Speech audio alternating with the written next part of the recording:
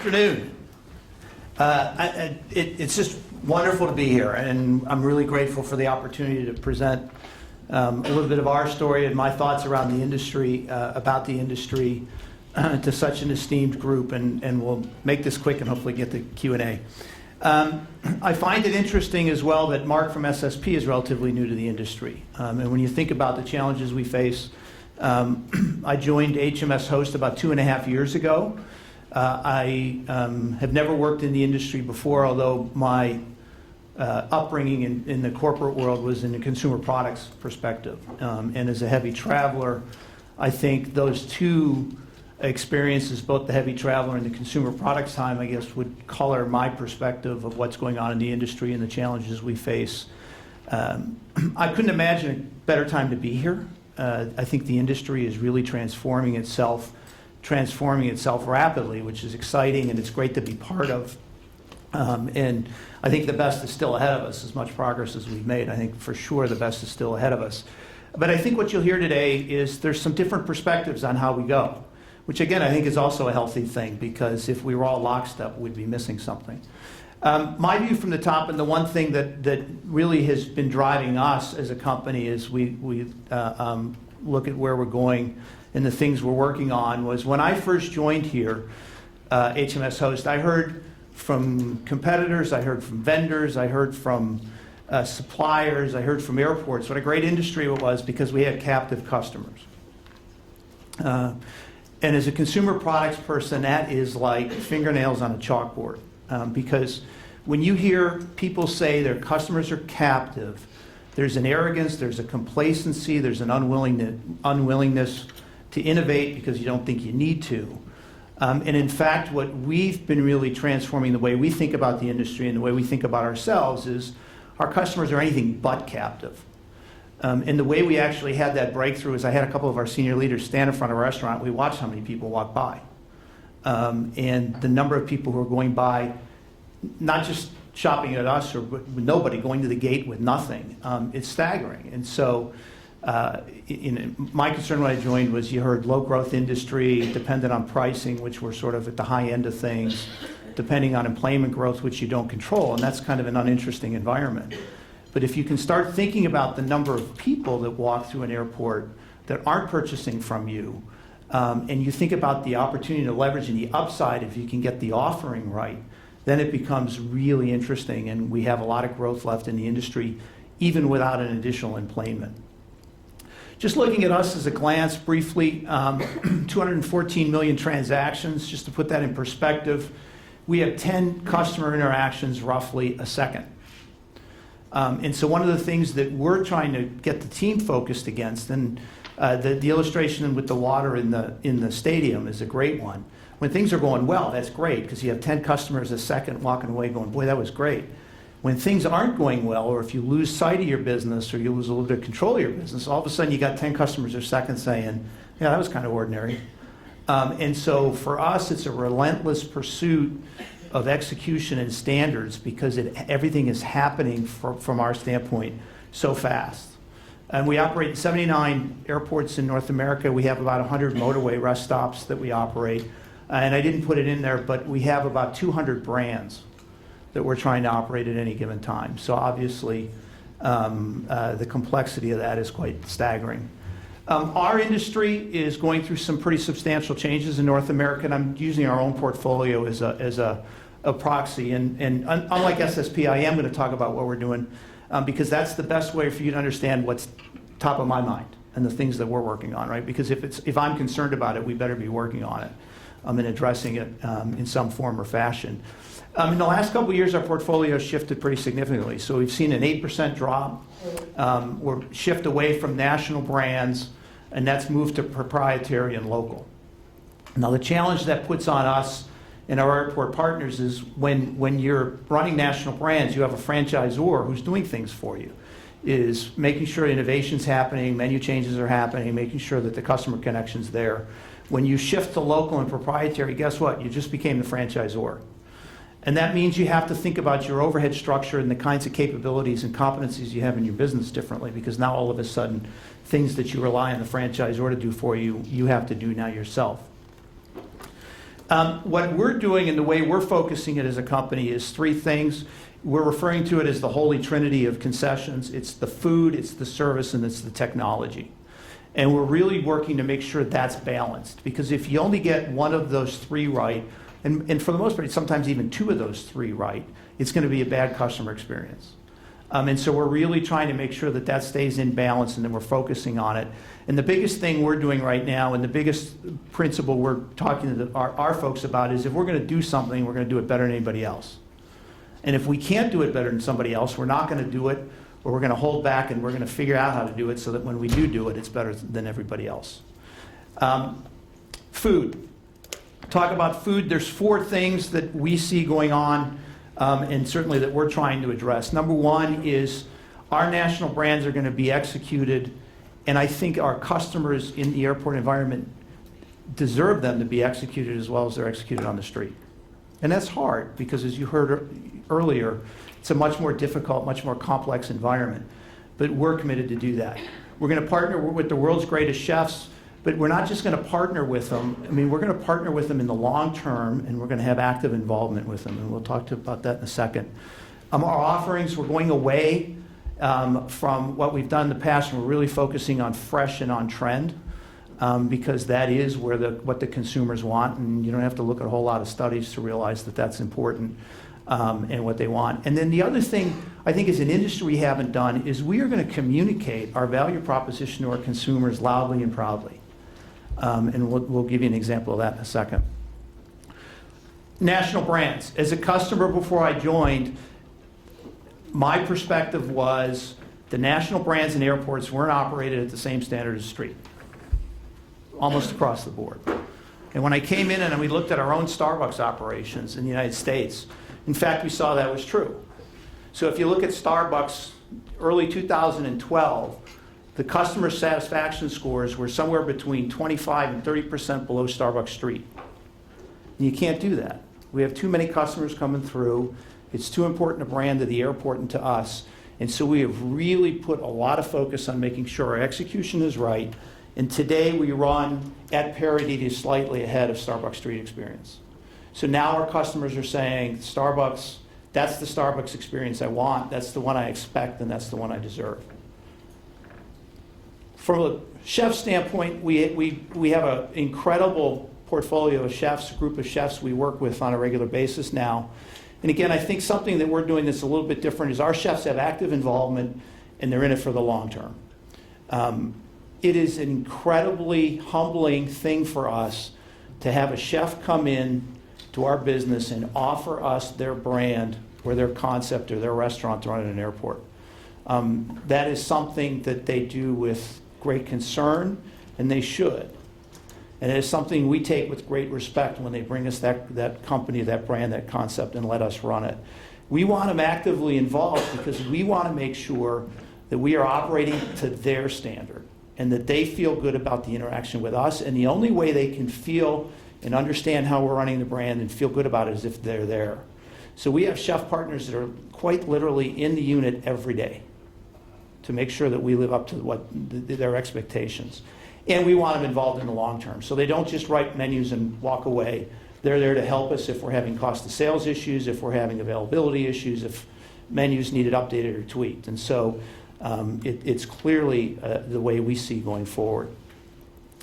As I said before, we don't, I think, as an industry, talk to the consumer enough about the value proposition changes and the improvements we make on their behalf. And I know from my consumer products standpoint, go through a supermarket aisle sometime and look what they do. Whenever there's anything new, man, it's broadcast everywhere. There's banners, it's on the packaging. We do stuff and don't tell them. And we're guilty of this as HMS hosts, and I can give you an example in Starbucks. We, for years, you heard earlier today about the card, the prepaid card that Starbucks had. For years, we didn't honor it. We didn't have the technology, and so it was a cash or credit card, but they couldn't use their Starbucks card. So this year, one of the reasons you've seen our Starbucks satisfaction scores increase is this year we made the investment, and we've got scanners now, so we can honor those cards. We spent the last 10 years educating our consumers if they had a prepaid card, they couldn't use it. Do you think we had a sign that said, scanner's now available, you can use your card? We didn't do it. We are now. But it took us a while to sort of walk through and go, geez, why aren't we telling people that they can use their card? And a part of that, our concern about the industry, or my concerns when I came in and this captive customer, there's an arrogance that comes in where you say, well, they'll see the scanner on the counter. No, they won't. And so we're really focused on now, how do we communicate that? Our sandwiches, for example, in our airports, we make sandwiches fresh every morning. If they haven't sold by the end of the day, we take them off the shelf and we make new ones the following morning. We've never really told the customer that. We are now. And so we're going out now and making sure they understand that the offering in our units is fresh, made that day. Again, consumer products companies would never make that kind of investment and not tell the consumer that they're doing it on their behalf. We're also looking at our menus. And I think this is an industry-wide problem as well. We were going through some of our units and I'd say, when was the last time this menu was refreshed? Had never been refreshed. And you're talking about a unit that's 4 or 5 years old. You would never do that in a street side restaurant, ever. And so we are now very aggressively going back through. We've had to invest in culinary staff. We've had to do quite a bit to get ready for this. But this year we're going to upgrade and review and change menus in 175 of our proprietary and local restaurants. And that represents about $250 million in revenue. And we're now going to be updating menus on a seasonal basis, and we're going to make sure that we're staying current with the vibe in that local community and the vibe in the culinary scene.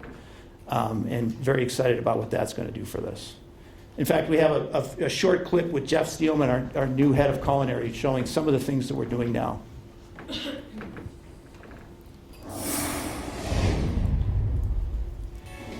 Down here we're discussing for the Grab and Go program, we're really going to talk about size of sandwiches. I think we can change some of our portion sizes on sandwiches in the Grab and Go program. Like we have a beautiful charred asparagus, arugula, lemon pepper, goat cheese sandwich. It's a 5-inch roll. We have a little chicken salad on a pretzel roll with grapes and apples. It's on a 4.5-inch roll. We have beautiful little chicken schnitzel sandwiches with rocket, lemon vinaigrette, and pecorino.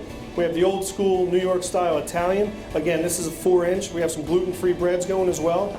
And this is our lamb salad.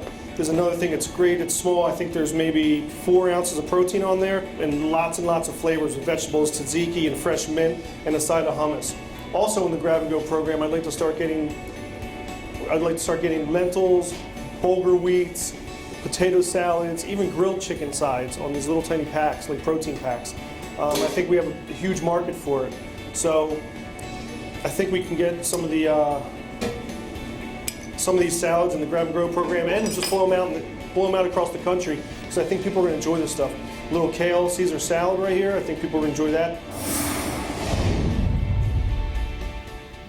Now, as a consumer, I have to tell you, it's amazing where airport food is going. Where it is today relative to where it was 3-4 years ago. But we're going to continue to push that envelope. From an adult beverage standpoint, I'll cover this quickly because I know Doug Draper and Frank Sicklesmith presented this last year on a couple things, but we've really focused and actually started on adult beverage before we started on food. And when you look at beer, wine, and spirits now, we have a completely updated and renovated portfolio that we're offering. And we're starting to do some really unique things. We are working with a craft brewer in Los Angeles, and we have a beer that for the first time is brewed just for HMS host airport locations. So very excited about that. We've just launched that a few weeks ago. We also created a private label wine and wanted to see if we could leverage the size of the system and do something interesting with it. And we've created an Altitude brand. We're referring to it. It's HMS host exclusive. It's in our bars. It's 2 types. It's a Chardonnay. It's a Cabernet. And in the first year, we're on track to do 40,000 on-premise cases, which would make us one of the larger wine brands. And you can see some of the brands that we've actually surpassed from a volume perspective on an on-premise basis. So some very interesting, exciting things, and obviously getting a great consumer reaction. Technology. We are looking at technology, And I have to tell you, this is going to be an area where I think you'll see a lot of uncertainty in the industry about how to proceed from a technology standpoint. We've put a couple principles in place. One, we believe technology should support the consumer proposition, not be the consumer proposition. So that, in some cases, leads you in certain directions rather than others. And we're really looking at technology as a way, first and foremost, to help the quality of our food and the quality of our service. Because as a restaurateur and a concessionaire, we certainly believe it starts and ends with the quality of our food and quality of our service. And there's a lot of interesting things you can do with technology to support the delivery of those two things. And we're investing now, particularly looking at how we personalize it. The reason I say this is different, the challenge with technology, at least from my perspective, and I think the whole industry is struggling with this, is it's changing so fast now. And when you look at technology and the challenges you face, either because of the life cycle of the technology or because of the penetration curves and how steep they've become from a technology standpoint, it leads to confusion of where you want to invest and how you want to invest. And we can give you an example just in the gate holds. Clearly OTG has just revolutionized the gatehold experience and has done great things from a great gatehold perspective. And people have been asking us why we've been slow to respond to it. We are breaking ground on our first gatehold experience as we speak. But one of the reasons that I've particularly been slow to respond to it is I'm worried about the penetration curve of some of the technology that's employed. So what do I mean by that? If you look at 2010, when the gatehold thing really came in place, 3% of the US population had a tablet. Less than a quarter of the US population had a smartphone. So making that technology available was a real value add, and it was exciting, and it brought a lot of energy and excitement into gateholds and into airports. But if you advance it just a couple years, that's what ownership looks like in the US today. So now, 42% of the US population is carrying a tablet with them. Over half, close to 60% now, have a smartphone. So, I mean, who would have thought that? When you think about how quickly that's penetrated and what that means is profound, I think. We think. We're concerned about it. If you look at an analogous industry, look what's happened to payphones in the last 10 years. In 1999, a third of the US population had a cell phone, and there were 2.1 million payphones in the US marketplace. You fast forward to last year, now 91% of the people have a cell phone, and payphones are disappearing because people don't want to use the communal phone if they have their own personalized one with the phone number and the speed dial and all the things that go with it. And so our concern, and one of the reasons we've been slow to respond, is we're struggling with, is that an investment we want to make?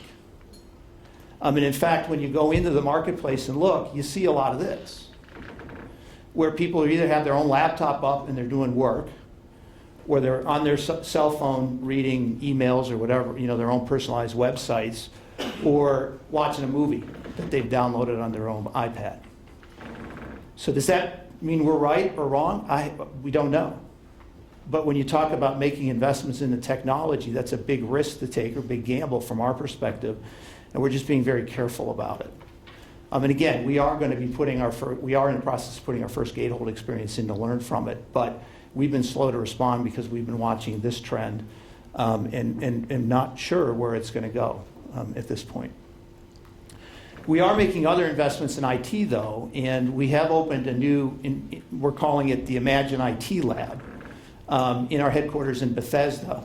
And it brings all of the new technologies, particularly from a software standpoint, into one room so that we can start to learn from them. And whether it's the creation of apps, use of facial recognition, I mean, we've got all sort of the new things going on as we try to figure out what's the right technologies to put in place as we move forward, right? And that, to us, is going to be a balance of the risk you take in terms of purchasing assets versus software, and the way you can apply it into the business model to make sure you're getting the best food and the best service. A couple areas that we are in market now, and I think, again, we'll just cover this briefly. My Bevolution is something we covered at length last year, Doug and Frank did. It's an interesting application for us because it's dual use. We have an internal version and an external version. So the external version engages with the customer. It talks about new offerings, innovations, new drinks, new beverages that are available in the bars. It gives them promotion specials, trends, so that if you have a customer who is a frequent customer to your bars, it gives you the adult beverage locations, it gives them sort of what's up and what's new and what's happening. But it's also, we have a version for our employees. So our servers and our bar staff are getting trained constantly on this. And we're able to check when they're on, and we're able to get new drinks, new items. We are able to discuss the innovation with them in a meaningful way so that they can have a better interaction with the customer and a more value-add interaction with the customer. A couple other things that we're working on. We have an electronic menu pad. It's not an iPad, it's a menu pad, so it has limited functionality. And we're testing this now in a couple places.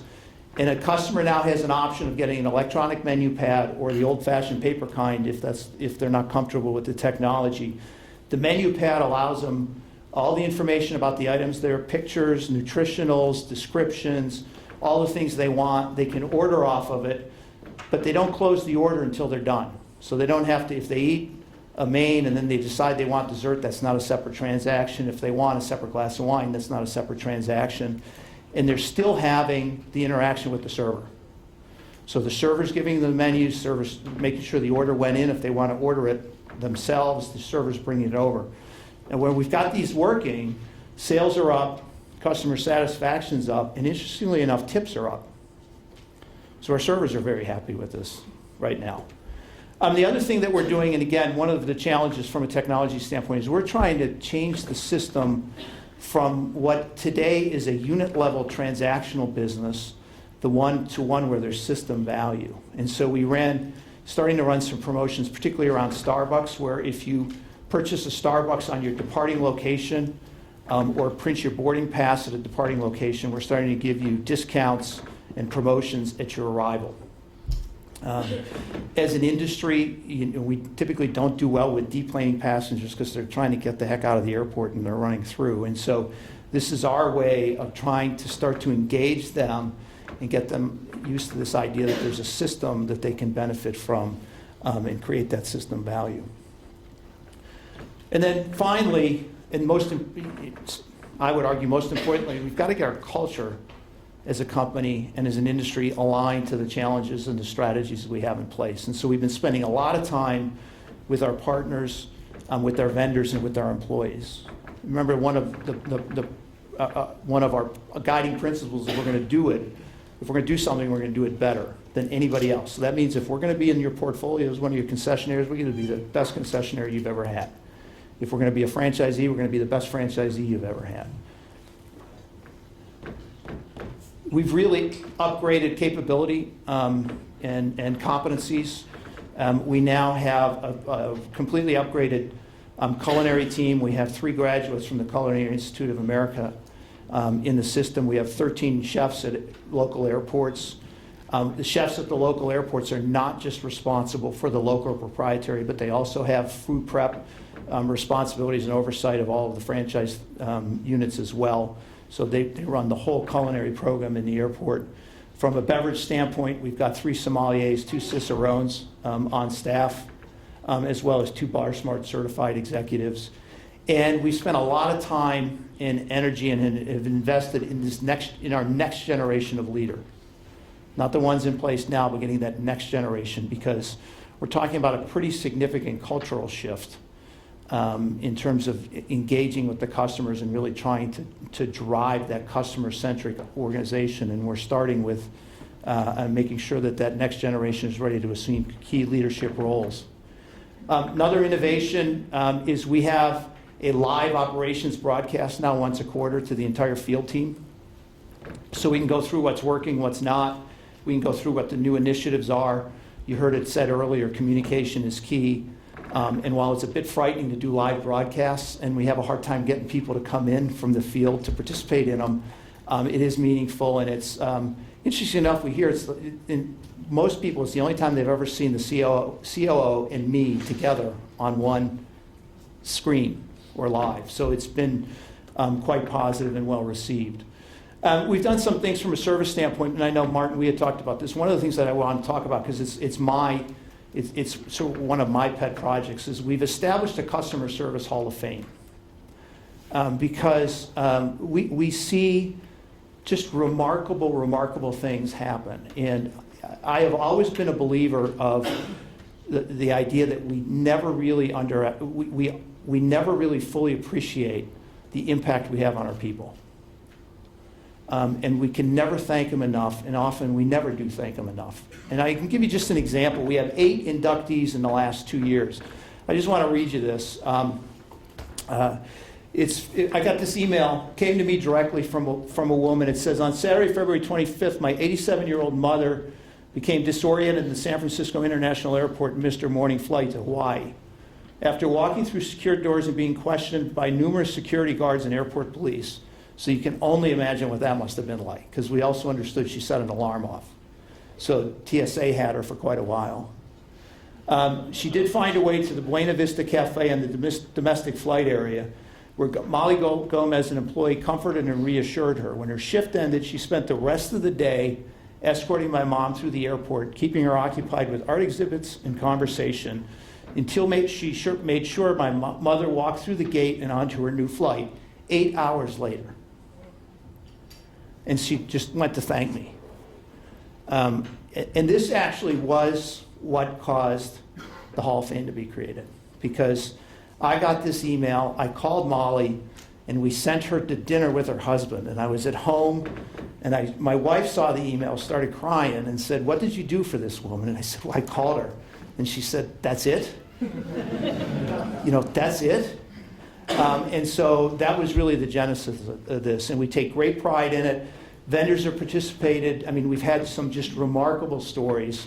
As I said before, we induct twice a year, and we've got 8 that are in, that are just remarkable stories of customer service you just can't, you just can't believe sometimes. And so, again, you get what you talk about, and we are really talking about this, and we are really focusing on this and highlighting this.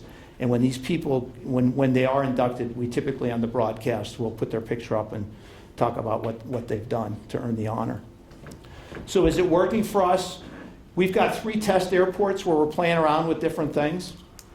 We've got a large airport, mid-sized airport, and a small airport where we're trying different combinations of some of these new initiatives, some of these customer-centric. These are airports where there haven't been changes in the competitive set. There haven't been changes really in employments. These are relatively stable environments. And you can see what we've gotten in the last 3 years in terms of our capture rate of customers.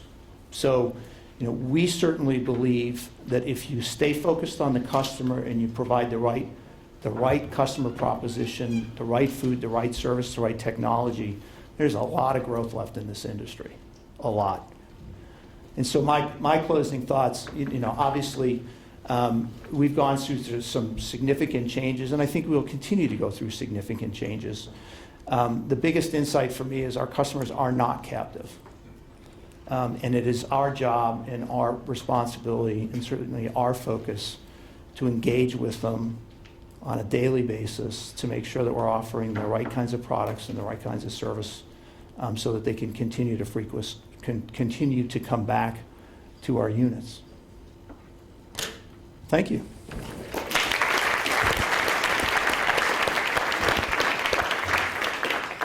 Fantastic, Tom. I thought a really great analysis of where we're going, using obviously examples from your own business, but where we're going really as an industry and some of the big picture trends that are out there as well. I'll keep you for a few minutes, and if anyone has a comment or a question out there, come back to me as well. Mobile, very interesting area you touched on, and you were very candid about how you're grappling with that as a business overall, and how you're really not sure where you need to be going with it. What's your gut feeling about where the opportunity for that lies, and where the investment should be placed in that side of the business, do you think? Well, I don't know the right answer. I just know what I think we're going to do. I think I would rather invest in software and solutions than assets, because I think you're nimbler. You have an opportunity to change tracks as the customer changes tracks. I go through, in the last 8 years, I've owned an iPod, an iTouch, an iPhone, an iPad, and now an iPad mini. That's a lot. And so I think if we're going down the pursuit of making it personal, making it more social media focused, because I think you're able to respond faster to the shifts than if you're buying physical assets and putting them out. And even within social media, you see the changes that your and my kids are. They're already off Facebook. Yeah. So I'm not even on it yet. They're already off it. Yeah. And we see that. I see that at home. Yeah. So those kind of trends are ones we got to react to very well. Spoke to a couple of people about this a little bit earlier on, just from the point of view of one of the major concession players in this business. Just talk to me a little bit about how you see the challenge of entry into this business and sustaining the business here today, the cost of fit out, the cost of raw materials here. Is it becoming, again, more challenging? I asked Mark this question earlier on for you to operate in this business. Do you say no to many contracts these days that come your way in terms of opportunities? Yeah, I think we said no to more this year than we did my first 2 years, 3 years, even before I got here. That the combination of requested or required rent with the build out is making it very difficult to find a business model that gives you the kinds of returns you want. And I know in the U.S. we've had some build outs now where they're requiring 1,000 a square foot.